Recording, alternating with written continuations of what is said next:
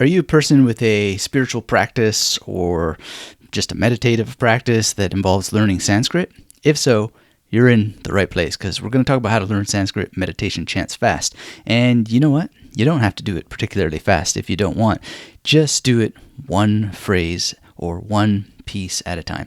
So just a little bit of background before we get started. I really got into this Ribhu Gita with the help of a guy named Gary Weber, who put together some of these passages in a book that you see here called Evolving Beyond Thought, which is sort of a sequel to Happiness Beyond Thought.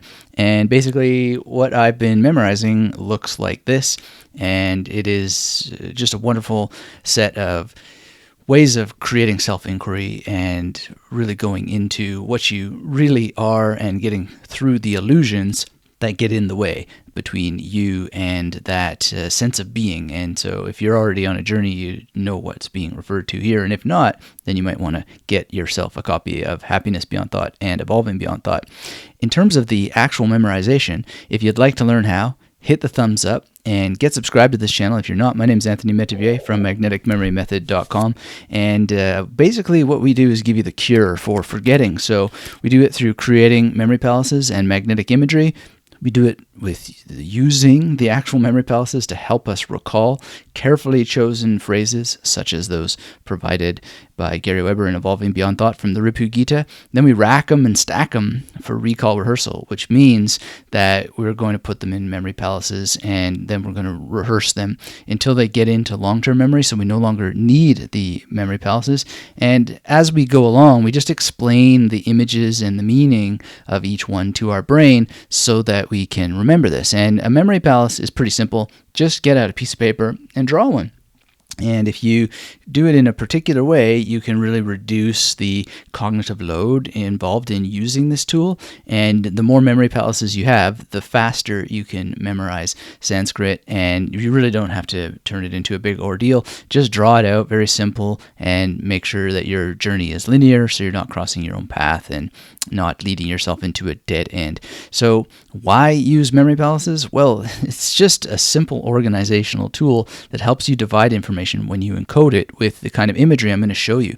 Do not ignore this powerful learning tool because it will speed up your process. So here is a wonderful drawing from a student of the magnetic memory method, and it's just really that simple. And you can add color if you want to make it more real to your brain, and then you're going to use it to memorize first the English meanings of the passages. So if we take a look at one, for example, we can just focus on the self-inquiry question, or we can go with the individual meaning of each word, which is also given in Evolving Beyond Thought.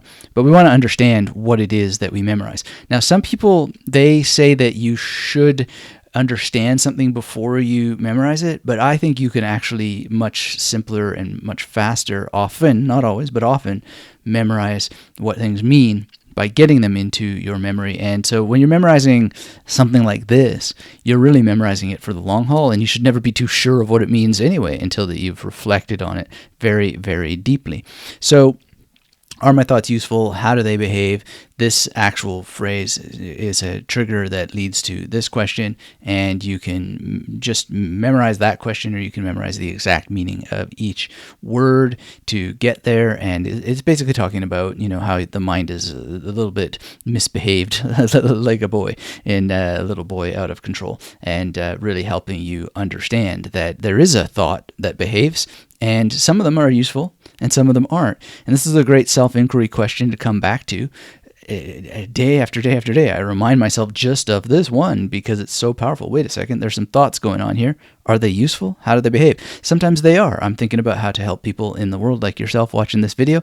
That's a very useful thought, and it's behaving very virtuously. Other times there's thoughts of scarcity and lack.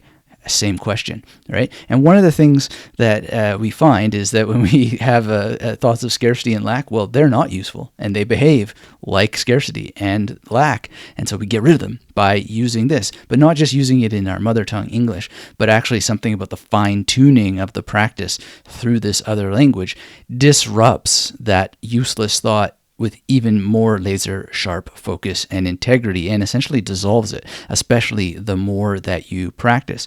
So how do I get this into memory very, very quickly, and how can you do that too? Well, one of the ways is to have a memory palace, just like I said, and showed you there, and you just draw it out. And you might need a bit of an additional training to figure out memory palace work. But if we just keep focused on here, what we're going to do is say that we have this first room here that I showed you, which this is a drawing of an office of mine in Berlin, and the office is number 1, and then 2 was the laundry room, 3 was the washroom, 4 was the bedroom, and so on. And if we just start in number 1 and start to think about Chittam Eva. Well, what can we do here? Well, first of all, we don't want to overwhelm ourselves, so we just focus on Chittam, right? And bam, I thought of Chet from the Hardy Boys. Now, you might not know Chet from the Hardy Boys. You might not know the Hardy Boys at all. So this is where you get an opportunity to explore your own mind, think about things that might work here, and don't worry about one-to-one correspondences, because one-to-one correspondences are a trap, unless that you have them. So if we go to the next part, Chittam, then like I've got Chet from the Hardy Boys, and there is a one-to-one correspondence because I have a friend named Tam. Now, you might not have a friend named Tam, but you might know what a tambourine is. So that would be a one-to-one correspondence. But if you don't have something like that, just think about the nearest equivalent, and I think you're going to do really, really well if you just go with it, if you just allow yourself to explore. And at the last-ditch effort, just go and pick up a Hardy Boys novel or look on YouTube for a Hardy Boys cartoon. Get yourself acquainted with Chet, and away you go. There's always a solution. There's always a associative solution, so you can just get that sound down. Now, what about Eva? Because our next part here is Eva. So Eva Peron, of course, is very, very well known to people who are into history and so forth. So that is a solution there. And then the idea is to get Chet and Tam and Eva working together. So we have Chittam Eva. And you can do this for an entire page of text. You can do it for multiple pages of text. And it's just incredible how much your mind can contain if you would just spread it out over space and really link these images to space in a room. And all it takes is just sitting down and doing the simple exercise of figuring out space using your home and maybe some color you put in there to help organize it in your mind, and then sitting down and putting some imagery together. So we just carry on. Chittameva Maha. So what the heck is Maha? I have to admit, I couldn't really think of anything for this, so I just did something I rarely do, but when push comes to shove, just like I said, you could look up Chet on the internet. I went and looked on the internet, and lo and behold, there's something called Maha Cement, and it suddenly became much, much more real to me. And then I was looking at Dosham, and again, this is kind of like a bit of a stretch, and then I realized, wait a second, isn't Do what Homer Simpson says all the time? And I had just been putting together the Magnetic Mary Method newsletter at the time, and I thought of, oh, right, well, Homer, right? He could be like cleaning something with a chamois. Do sham, and away we go. And then when you put this all together in just one room, Chittam Eva Maha Dosham, and it's really, really simple. Now, the thing is that you want to make sure that you're not just doing it only conceptually in an associative way that Chet equals Chit, right? Like, that's not going to get you there necessarily. What you want to do is you make sure you exaggerate everything, have a sense of visual to it, have a sense of sound to it, like that tambourine, right? My friend Tam can be playing the tambourine to give it a bit of a sound sense, and you want to feel the touch of that tambourine. And, you might not have a Chet in your life, or Chit might still be too abstract, so maybe you think of chips of ice or something like that, and the ice block is in the shape of a letter T, so that you can get that sound of chipping away at ice. You can get that T sound because the ice block is in the shape of T. You can feel the cold. You can feel the actual chipping in the ice. You have the concept already, right? Because you're thinking about, well, are my thoughts useful? How do they behave?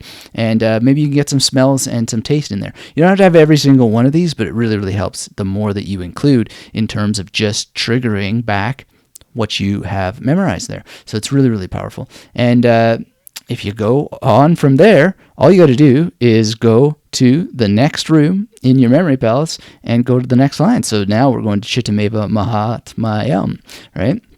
or Chittameva Mahatmayam. It's not entirely clear how to pronounce it, but I usually sing it just after Gary Weber. You can actually hear him singing it on his YouTube channel and follow his pronunciation. And, sometimes people just pronounce things differently. And there's a great benefit to thinking a lot about correct pronunciation. But at the same time, I don't think we want to create attachments around correct pronunciation as if anybody really knows. I think that close enough is good enough. But you get more images here. So when we look at this next line, we don't actually necessarily have to repeat the Chittameva, right? But we want to have Evahi Balakaha, right? And so to help me memorize that, in my case, I then just go to Eva again.